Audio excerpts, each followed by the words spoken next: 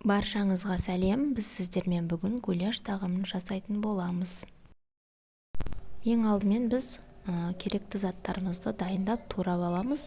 Бізге ең алдымен ет қажет, сәбіз, пияз, болгарский және укроп қажет. Барлығын майдалап турап аламыз. Өзімізге ыңғайлы болу үшін жақсылап дайындап, турап, қуыруға дайындап қоямыз.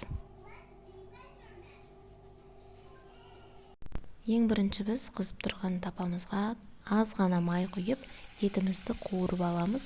Қатты қызартпаймыз, орташа отпен қойып қуырып аламыз.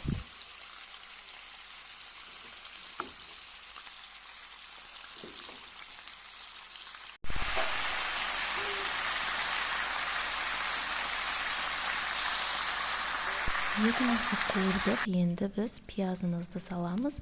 Пиязды да жақсылап қуырамыз, қатты қызартпаймыз.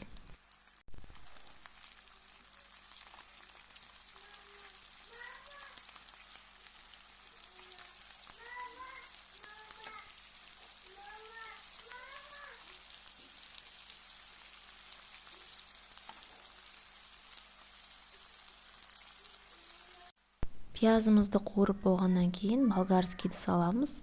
Болгарскийді да қатты қуырмаймыз, аз ғана уақытта қуырамыз.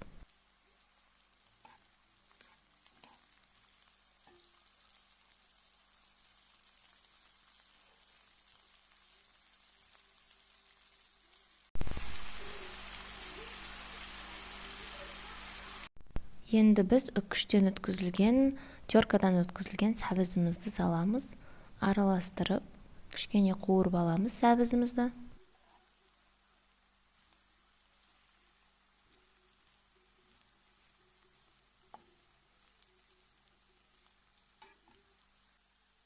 Сәбізіміздің үстіне укроп салсақ болады, әркім өз қалауынша жасауға болады. Қуырып болған соң үстіне бір стақан су құйып, газымыздың отын азайтып қойып, біраз қайнатамыз. Бетіне лавровый лист немесе неше түрлі приправалар салсаңыздар да болады.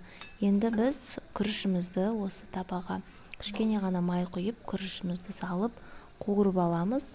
Көп қуырмаймыз, қатты қызартпаймыз. Жай отты қуырып, бұқтырып қоямыз. Сол кезде біздің күрішіміз мүлдем жабыспайтын болады, езіліп кетпейтін болады. Мен күрішімді осы кастрюлькаға салып бұқтырып аламын, өйткені сковородкамның крышкасы жоқ. Сіздерде бар болса, сковородкада бұқтыруларыңызға болады. Әркім әр қалауынша істесе болады.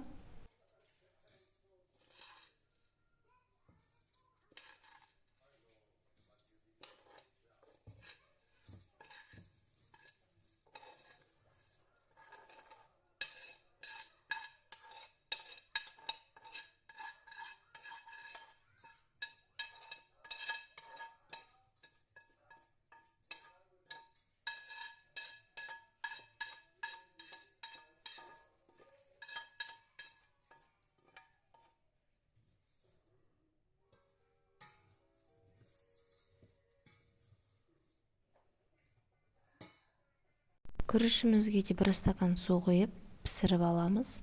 Астын баяу отқа қоямыз бұның да. Және бетін ашпаймыз. Ендігі кезекте біз макаронымызды қайнатамыз. Гарниріне мен макарон, гречка және күріш қосатын болам.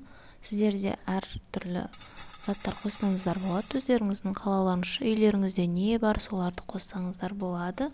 Мен де үйде барын қостым. Макарон, гречка және күріш.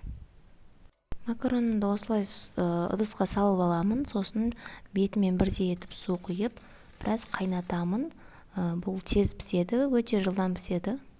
Және макарондарымыз бір-біріне жабысып қалмауы үшін мен кішкене маргарин қосып араластырып жіберемін.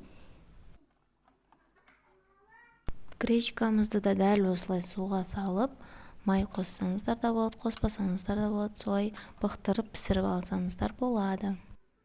Міне біздің тағамымыз дайын болды. Кешкі асқа жасасаңыз өте дәмді болады. Видеом ұнаса, каналға тіркеліп лайк басып кетіңіздер.